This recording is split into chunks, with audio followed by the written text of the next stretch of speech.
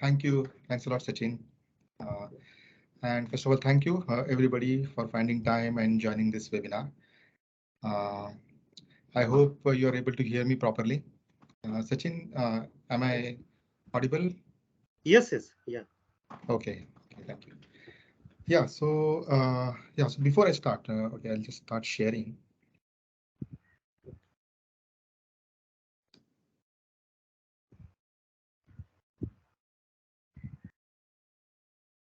Yeah, so I'll be talking on this knowledge-based engineering. So before I start, some background about me. Sachin gave some background. So 30 years back, I did my master's from IIT Bombay in machine design. So machine design, I'm basically a mechanical engineer. So, and machine design was always my interest area. So I would have been a design engineer had there been computer had if I had not been in computers, I would say. So when I passed out, the computers was a growing field, and at the same time, I wanted to stay with machine design or engineering, mechanical engineering. So CAD was a definitely the best choice for me, and I was lucky enough to get into this CAD area. And before that, actually, before I did my masters for a year or so, I worked in Bajaj Auto R&D. So at that time, it was all about drafters and drawing boards and sheets. So AutoCAD was getting popular. There were a few seats of AutoCAD, but not everybody used to get a chance to work on that at that time. So I saw the world of CAD kind of forming and getting developed and taking time. And just a sec. And and it grew actually. So it grew from a very simple systems to what a huge complex CAD systems which we have today. And I was lucky to see that graph of CAD software is growing. At the same time, I got a chance in getting into the software development in some of those CAD systems also. So I'll be sharing with that background what I understand about knowledge-based engineering. And so before that, a little bit information about the company, Prescient Technologies, which I started in December 2000, so now more than 22 years. And so we call ourselves engineering software company. So whatever my background was actually kind of got into Prescient and my earlier experience. So we do our core competencies like algorithms, mathematics, engineering, and software development. So that is what Prescient is. And we love to solve complex engineering problems. So that is what we talk about Prescient, which is again very close to the the talk which we are going to talk today, the KB. Uh, so Prescient is now we have customers in North America, Europe, Australia. We have served Singapore. We have also served in Japan and South Korea long back. So yeah, so now some leading companies they know about Prescient and we do some work for them. Our team size is now more than 275 people, and yeah, so as I said, it's like more than 20 years now, and we are ISO and ISO 27001 and CMI level 3 certifications. So that's a little bit about Prescient.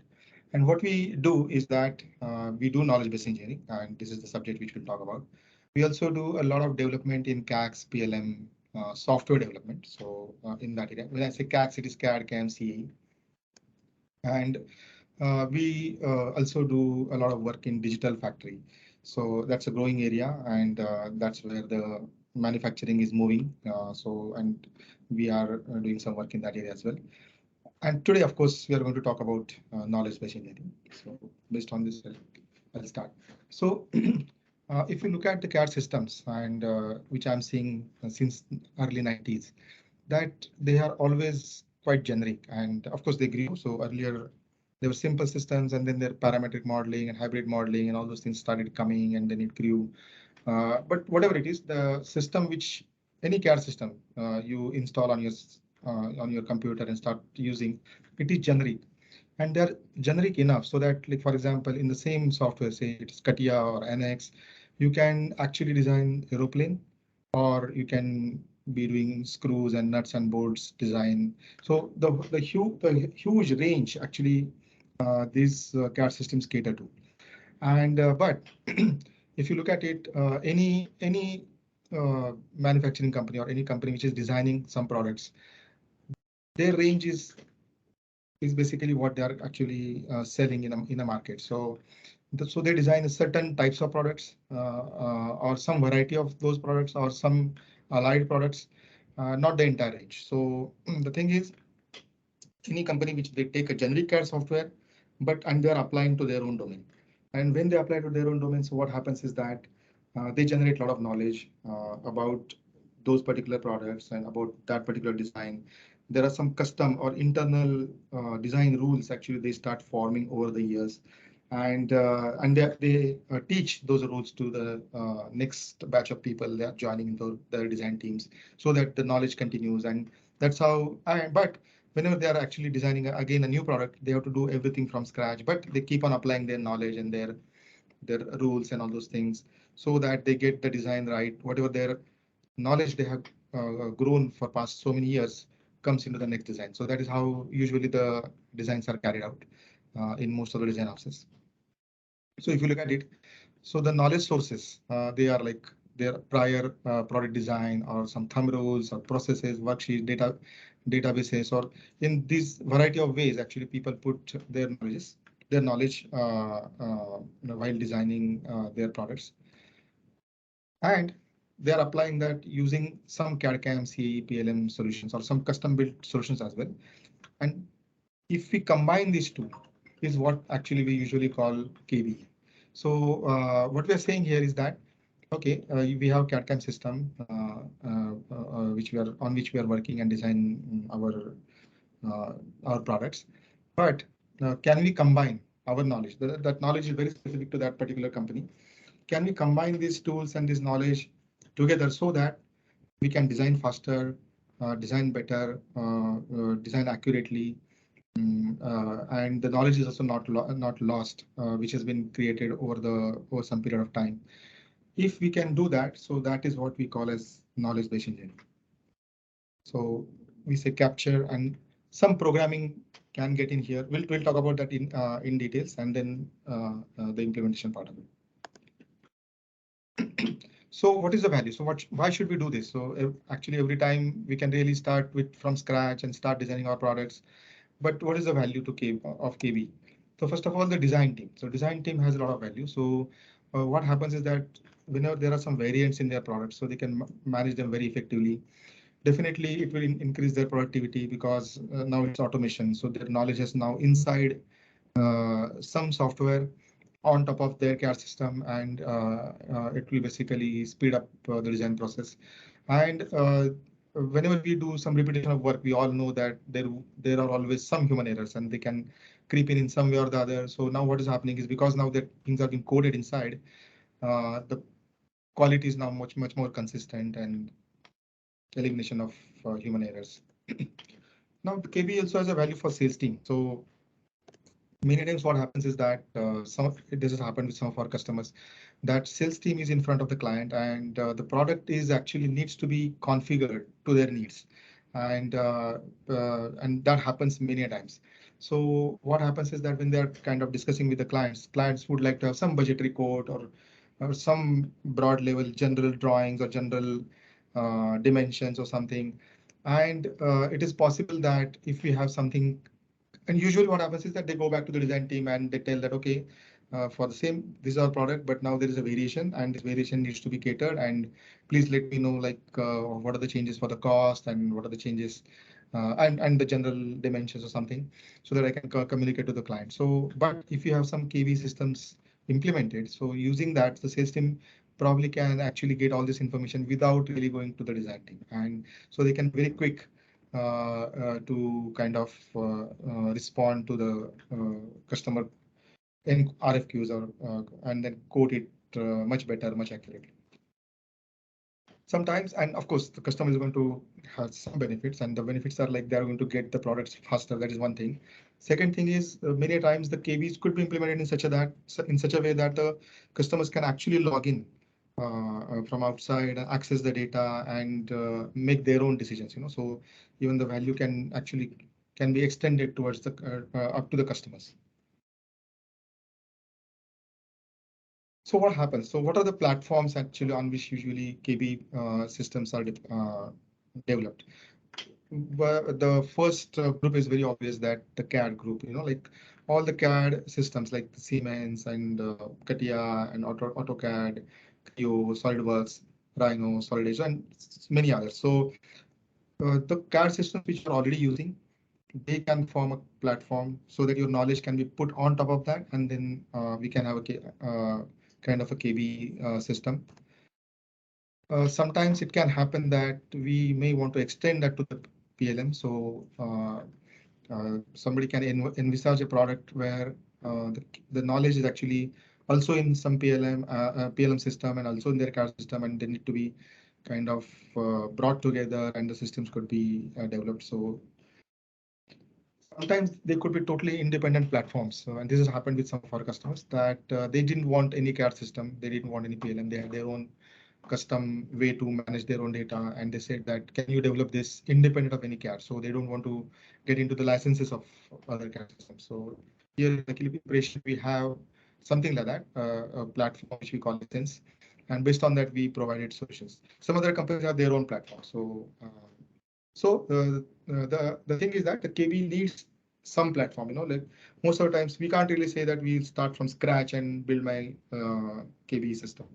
Usually we'll start with some CAD system or an independent platform, and along with some PLM system as well. So we need some platforms to start with. So this image, actually the same image. So these are the platforms, and you could be choosing something. Like for example, somebody can say that okay, we use SolidWorks, so we want SolidWorks as a platform, and we also use Team Center, for example, as a PLM, and we want that as a combination for my platform. Somebody might say, no, we are on Creo, Windchill, so okay, we use that. So usually the CAD systems and PLM systems which you are using right now in your design offices would form the platform. And the applications which are getting developed on top of that they just could be a simple plugins. So for example, for many of our clients, we have developed NX plugins, and they use NX. And inside NX, like now there's a new button or new ribbon where they can go click something and then start. And the KB knowledge is kind of embedded in that particular plugin. So that's how they can access the KB application. Other could be the web-based applications. So all these platforms are actually somewhere operating on some server, and through browser you are accessing them and entering some parameters and getting the outputs. Or they could be a totally independent desktop application. So it's not a plugin, it's not a web-based application, but it's a totally independent desktop application as well, based on some software toolkit or independent platform, as I said. So, so usually when a user accesses a KB system, it could be a plugin, it could be a web-based application, it could be a desktop application. So now, when it comes to knowledge-based engineering, so how actually, what are the categories in that? So this is what we feel, that there are two categories. One is product configurators, and I'll talk about that in details. So here we mean that your products could be, for example, we have so many types of nuts and bolts and screws. So it's a huge family, and a little bit of configuration, and you have a new product. So your product configurators could be is a big chunk when it comes to KB. Another is like design automation. So here actually I'm not really creating any configurators as such, but I have some design. Basically, we carry out certain designs, and they are quite complicated, quite involved. It involves a lot of algorithms, or it involves a lot of back and forthness, a lot of thinking, a lot of decision making, and you would like to automate those actually. So and that is what we call design automation. So in that, there could be like totally specialized features, which are not part of the generic CAD system, and they're very specific to your own needs, depending on your design offices or the kind of products you are making or designing. So they could be of that kind. Or they could be validators and checkers actually. So whenever we design something or draw something, companies have actually have their own some kind of checklist which they would like to adhere to, and they would like to make sure that that is happening. So automations of that kind also can be under KB. And another is like many times people have some kind of engineering calculators, and many a times they are in the form of spreadsheets or Excel sheets, and they could be automated further, and that could be a part of digital automation. So this is what we have observed the clients coming and talking to us, and these are the various you can say areas in which the KB could be done. So what are product configurators? So we can just talk a little bit more about this. So what happens here is that as I talked about that when you say product configurators, the products which are actually you're making are very similar to each other, and but with some parameters or some rules, they change their design changes. So what happens is that usually product configurators there is a rule engine, and the rule engine is basically which comes from the knowledge of that particular company. So and they already are using it in some way or the other, but that gets coded into software in some form, and then using that rule engine we automate the CAD. So that's what the product configurator usually looks like. And what happens now is that user just gives some parameters, and those parameters are they go to the rule engine, and rule engine decides something, decide the next parameters that goes to the CAD automation piece, and that eventually generates the 3D CAD or 2D drawings and stuff like that. So CAD data is generated from that. So now what happens is using few parameters actually I have given, and that data now goes to that KB system, and that KB system generates the CAD data based on that. So this simplifies the configuration process to a great extent. So that's what the product configurator is. So here is a case study. So which a crane configurator, we did for one of our client. So at the end of the day, when we implemented everything, it looked like this. So of course, this is a very simple screen which I have shown. There are so many parameters. We just showed 4 or 5 parameters here. So user finally at the end of the when the system was implemented, they used to enter this data in some browser, then that data used to go via internet to the server, and then the server would run there. There were a lot of master assemblies or databases. That is something which we created for them, which the user doesn't see. And then using these parameters, something gets computed on the server side. And what is to get out as output data is like 2D CAD data, 3D PDFs, and actual uh, actual 3D data or actual models in that particular CAD software, and they used to get it back. So, so based on few parameters, they used to actually kind of get the complete crane design. And here we did it 2 versions. So in the first version, the sales guy would get the GA drawing or GA or general 3D part with the general dimensions, not the internal details. And the design team used to get everything with all the internal details, so that their whole design was automated in that configurator. So it reduced the turnaround time from few days to few seconds, and all their knowledge was now inside that. So they were quite sure about the accuracy and the quality and uh, uh, yeah. So this is basically one implementation of a configurator.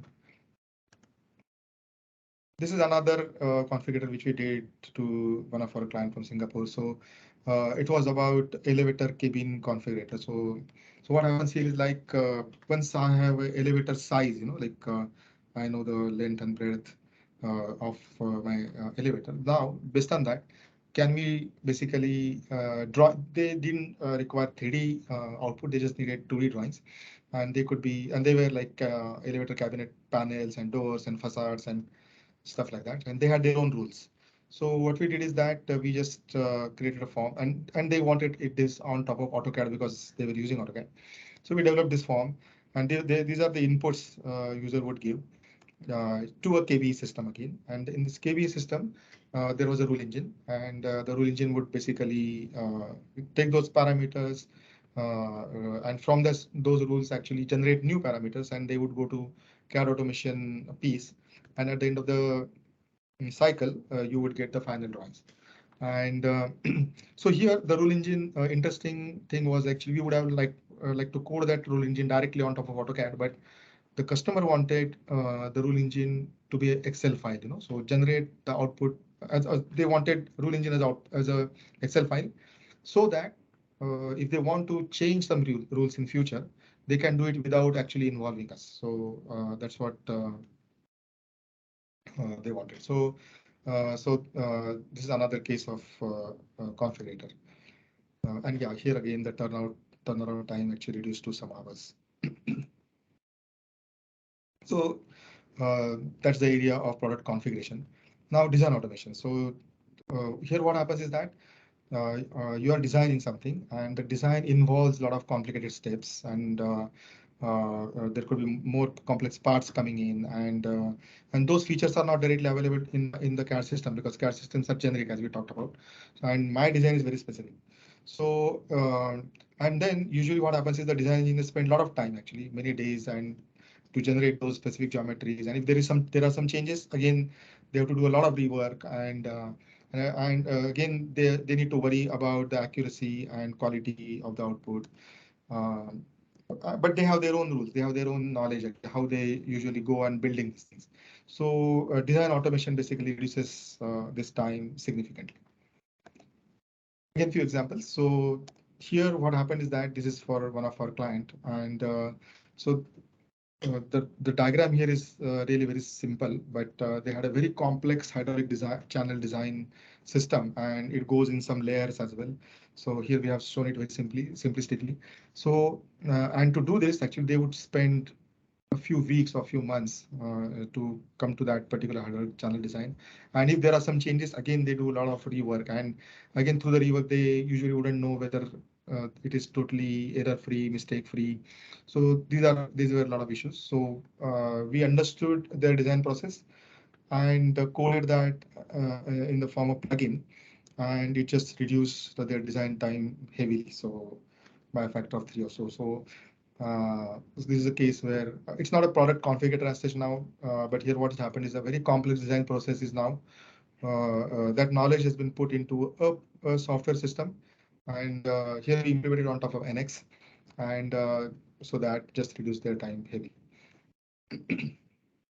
This is another example of die development. So here they wanted to trim the external sheet metal surface, and of course there are trimming dies, and they had a very specific mm, rules or how to design basically that trimming die. So we understood that, and then based on this surface, based on the angles, and based on the sheet metal geometry was of course very complicated because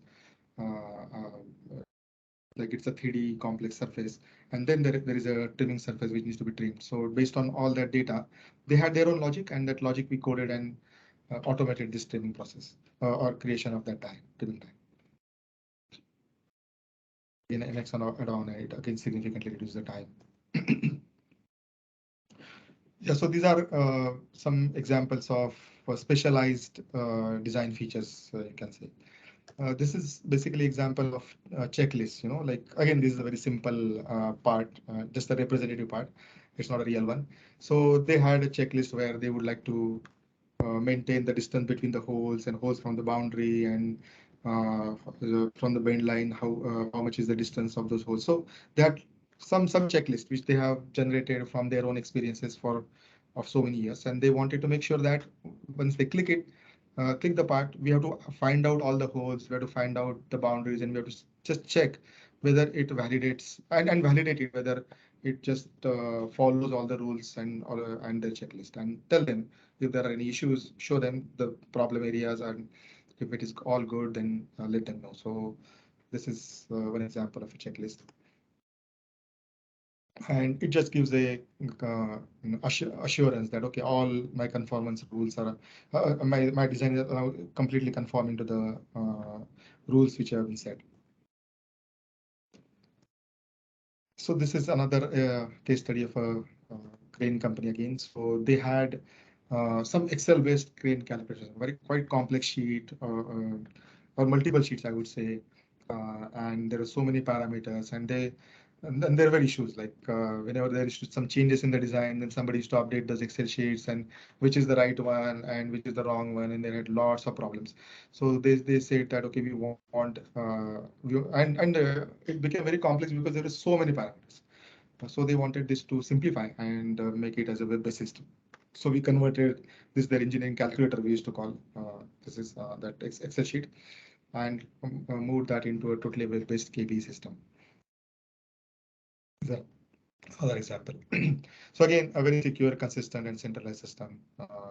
That was the change that happened after this implementation of this KB. Now this is a little different example. And here our client basically they make roofs, roofs for the houses, and they are from Australia, and the roofs are quite complicated. And here they wanted to have a solution, and there they didn't want any CAD to be used, and they wanted us to develop everything from based on our own kernel. So we have our own Essence kernel, and based on that, we developed this particular system. So with some parameters, some input, actually, we create this 3D roof. And what they wanted is actually they wanted to complete everything. Like they had their own way to optimize the cost, optimize the material, then create the BOM. Then they had their own costing engine actually, or costing database, and they wanted us to connect to those database and find out the actual cost. And if they make some changes here, so for example, they want to put some insulators to the roof because like in the cold places, there are insulators to the roof that people put it. So but then that will increase the cost. So, and that the system can actually tell all those things very quickly, very fast, and they can generate the code very quickly and give it to the builder, and they can say that okay, I can provide you this roof at this particular cost and stuff like that. And their productivity was enormously increased because of this. Actually, as I know, I think there are 30, 40 people or even more people. They daily use this software and generate the codes very quickly and send it to the builders. So here it's a custom solution, quite different, and not based on any CAD/CAM system, but it goes across. It is not just a 3D part generation, but BOM generation, then cost comparison, cost sheet generation, comparison of various costs and stuff like that. So a lot of things these particular things do. So it just solves their complete knowledge of generation of roof to coming to the appropriate costing and optimizing the cost. Everything has got into this solution for this particular company. So these are a few examples. Now coming back, so now suppose any company which decides that okay, I want to get into this KB implementation, how they should think about and how they should go about. So few thoughts here. So first of all, like when you have a CAD system, so CAD system, we said that they are very generic, but is there nothing actually in CAD systems which does a KB? That's not really true. So CAD systems do a lot many things. So for example, we all know that CAD systems do feature-based modeling. So if I do a parametric modeling and I create a history tree and I put my design intent while creating those what I can say, the sketches and the history tree, then what would happen is that I can change those things, those parameters, and modify my design or create my variants. So this is basically so if I need to appropriately capture the design intent and build this and complete this modeling. So if I do that, some KB actually can starts getting in there. And I can just do it using my current CAD system. My CAD systems also provide something like part families. They might calling it differently in different CAD systems, but here what happens is that, so for example, with few parameters, I create variants. So same example, say nuts and bolts and screws, I can create part families very easily. And so I don't have to really go on designing it every time or going and modifying some parameters every time to create a new design. I just use the family tables. So this is again, you can say a KBE. I can put my knowledge actually into the current CAD system and get use of that and make use of that to create my new designs. Then they also offer to put some rules, some formulas, so that while creating all these part families kind of things, or even for feature-based modeling, you have more control now to design and create variants. And they also provide user-defined features. So here what happens is that they already provided you so many features, but I can combine the features and create a user-defined feature of my usage, because I repeat that particular thing many a times in my design. So I will create those user-defined features. And once I create that, I use that actually in all my next designs so that I don't have to repeat those things. So my knowledge of that particular feature has gone into this UDF and I keep using that. So when most of the CAD systems provide all these things, and here you don't need any additional thing actually to put your knowledge into the system as a KB and start using it. Of course, it is basically, so you're starting from a very generic CAD system, but now you are putting some things so that it basically does things of your needs easily, repetitively, automatically to an extent. So this solves problem to an extent. But now what are the other options? So beyond that, so what happens? So another thing is that macro automation. So again, this again comes with almost every CAD system. So here they have provided some language. It could be VB, C# or some other language. Or Autolist used to be there in AutoCAD, and so you can program something there by hand, or they also provide record and replay kind of features, so the macros get generated. So if you're doing some repetitive task, okay, you can basically write macros or record and replay those macros, so that your knowledge of doing that thing is now captured into that macro, and you are repeating that, and then your knowledge is now inside that. So now, beyond that, suppose now, but your designs are quite complex. So, for example, the hydraulic design, which I talked about. So that cannot be solved using this macro automation or just by doing that parametric modeling and stuff like that, because a lot of algorithms or there are so many steps, so many dependencies. So now what happens is like it means like it needs a full-fledged software writing. So now what happens is that all these software companies or the CAD companies, they have already provided software development toolkits, or API toolkits we usually call. So along with their CAD system, usually they are licensed separately, or they could be part of the same system also. But once we have this SDK or the software development toolkit, based on that, now we can अरे काही write. महिन्यात तुझं काय झालंय ते बोल फक्त. Hello, sorry. म्हणजे Hello, तू sorry. कधी Somebody's mic is on. So yeah, thank you. So now what happens is that so now using this SDKs, you write a very complex software, which we cannot do otherwise by writing those macros or something. And then that is an option to implement your KV. And the next option is like the roof application, which I just talked about, which is like a custom built application now. And it is not based on any CAD system, but based on some other platform. Here we use our platform. Some other companies can use different platforms, their own platforms. And based on that, you write totally custom built applications. Yeah. So okay. So these are the various ways actually by which we can implement KV systems.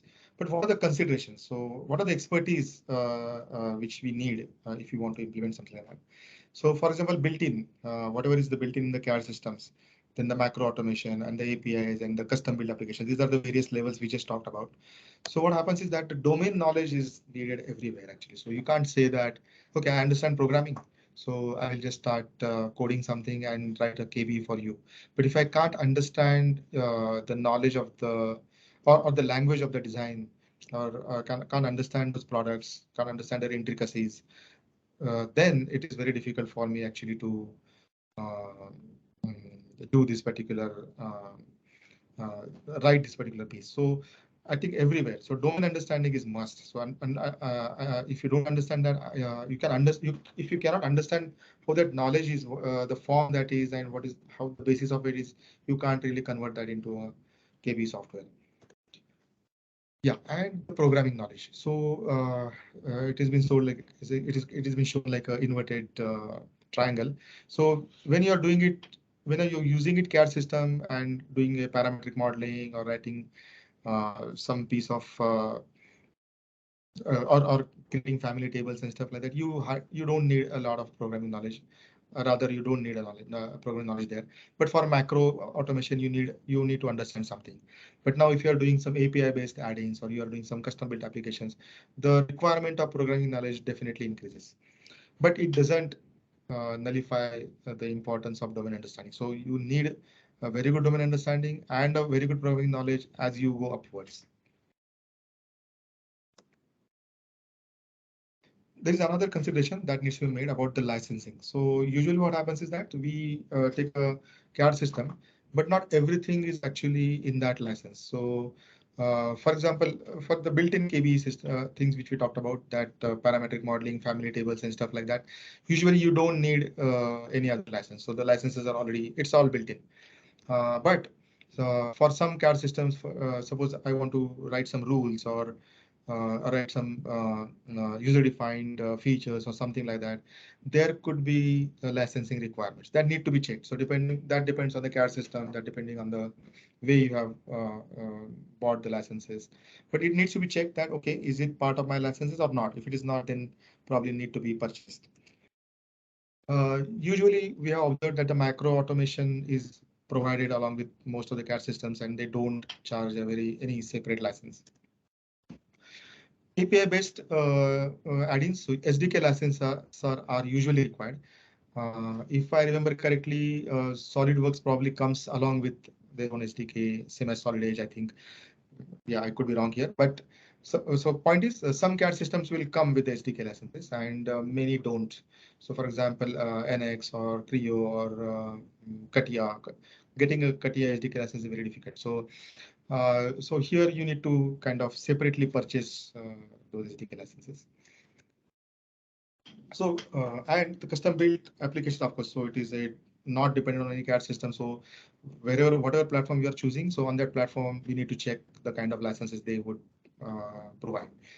So the point is, we might decide to go for KB. We might say we have good domain understanding, we have good problem, we know programming, but we also need to check about the licensing, and the licensing cost could be prohibitive also actually. So that need to be checked before we kind of jump in into a KB system.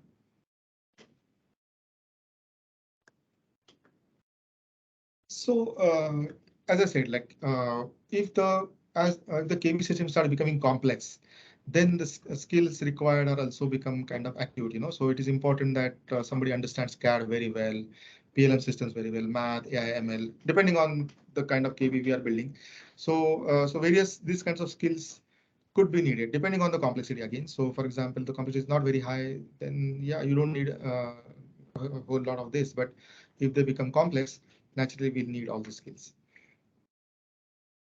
And apart from that, I think the right side is a must. So we need to have engineering domain understanding.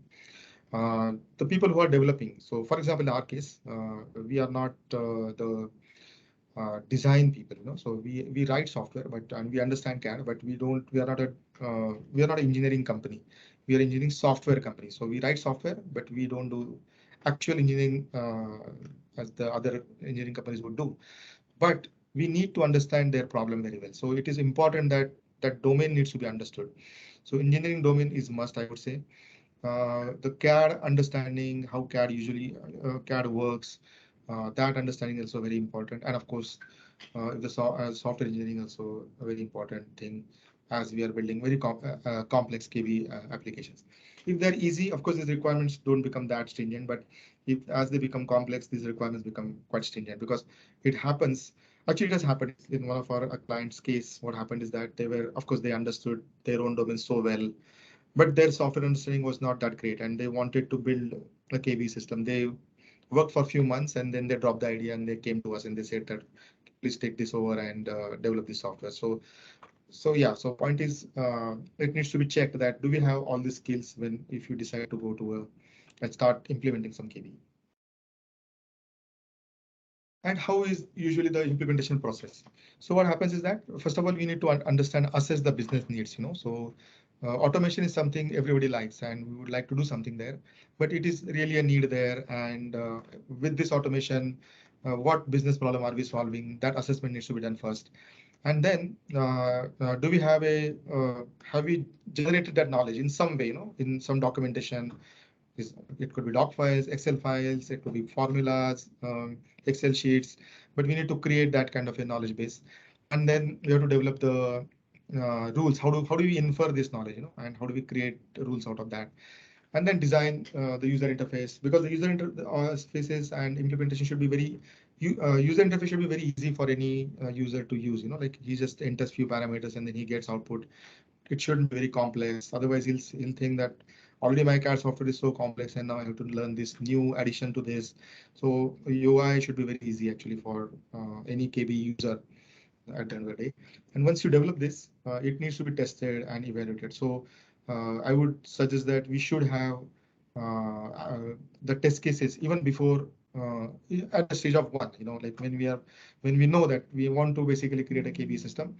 At the same time, we should also create the test cases and see that, okay, this is something I want to see that my KB system should solve at the end of the day. So that's the implementation process usually goes. Yeah, so in summary, if I just summarize the whole thing, so KB has a lot of value for engineering teams, the design teams, especially the sales teams and the clients. And the implementation could be of various forms, like the configurators and design automations and validators and checkers. And so we talked about. And technology choices also multiple. So it could be like based on the current CAD systems, some other CAD systems, or it could be based on totally independent platforms. And when success happens when the engineering domain is understood very well. The rules have been created properly. The knowledge has been captured in a documented form quite well. So that has been already done. And the people who are implementing has a very good programming and software engineering knowledge, so that they convert that particular knowledge base into the software system very well. So all these things both these things are quite important. And once they are there, success is imminent there. Yeah, so I think that this is definitely can be a game changer for engineering industry, and of course this has been adopted in many ways in many clients I see. But we also see that very advanced manufacturing companies, they come to us and they could be doing some things manually for a lot of time, and they said, okay, can you just configure this? So I think that quite advanced manufacturing companies to comparatively new manufacturing companies. So everybody can actually look into again in their own design process and check whether is there any place where I can automate things and put my knowledge there, so that I can repeat my success, and in the design my design becomes repetitive, accurate, and highly efficient, and I don't lose that knowledge if the people change and things of that kind. And definitely cost effective, of course. So okay, so thank you so much for your patient listening. I hope this was useful, and if you have any questions, I would be glad to take.